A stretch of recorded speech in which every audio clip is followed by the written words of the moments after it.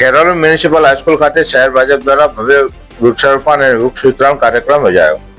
વર્તમાન સમયમાં પર્યાવરણના જતન અને હરિયાળા વાતાવરણના નિર્માણ માટે સમગ્ર રાજ્યમાં અભિયાન ચાલી રહ્યું છે, ત્યારે ખેરાલુ શહેર ભારતીય જનતા પાર્ટી દ્વારા શહેરની નગરપાલિકા સંચાલિત મ્યુનિસિપલ હાઈસ્કૂલ ખાતે એક પ્રેરણાદાયી વૃક્ષ વિતરણ અને વાવેતર કાર્યક્રમનું ભવ્ય આયોજન કરવામાં આવ્યું હતું.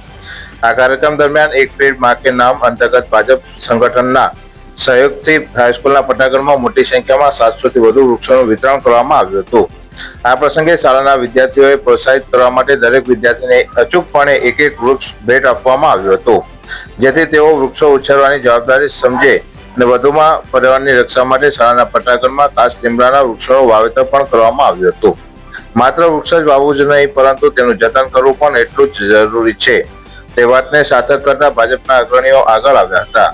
આ કાર્યક્રમમાં ભાજપના અગ્રણી ગોવિંદભાઈ પ્રજાપતિ અને એકતાબેન રિક્વેશભાઈ દેસાઈ દ્વારા વાવેતર કરવામાં આવેલા વૃક્ષોના રક્ષણ અને સુરક્ષા માટે ખાસ ટ્રી ગાર્ડ ભેટ આપવામાં આવ્યા હતા, જેથી છોડ સુરક્ષિત રીતે મોટા થઈ શકે.